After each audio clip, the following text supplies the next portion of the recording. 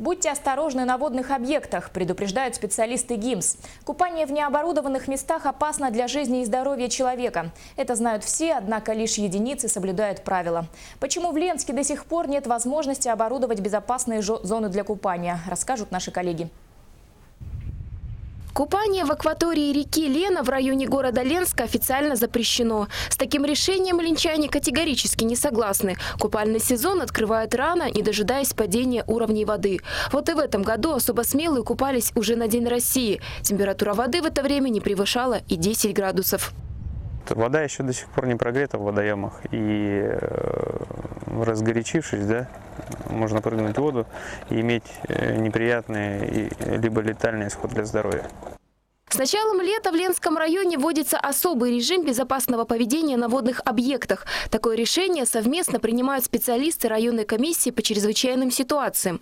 Этот режим продлится с 10 июня по 10 сентября. В это время патрульные службы будут следить за отдыхающими на всем протяжении береговой линии в районе города.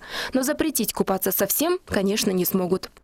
Мы ведем профилактическую беседу, направленную на то, чтобы донести до людей, чем опасно незнакомое место в принципе.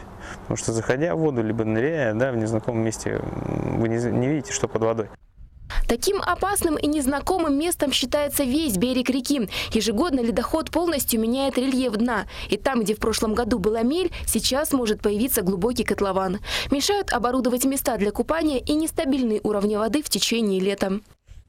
Берег у нас обрывистый, и фарватер реки, он в зависимости от уровня воды может резко поменяться.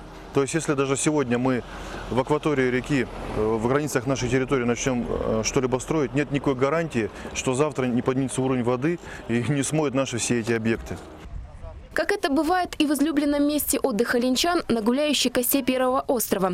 Она появляется при низких уровнях воды и в простонародье называется пляж. В жаркий летний день здесь яблоку негде упасть. Но отмелевшая коса таит свои опасности. Ежегодно здесь тонут люди, но установить посты спасателей возможности нет.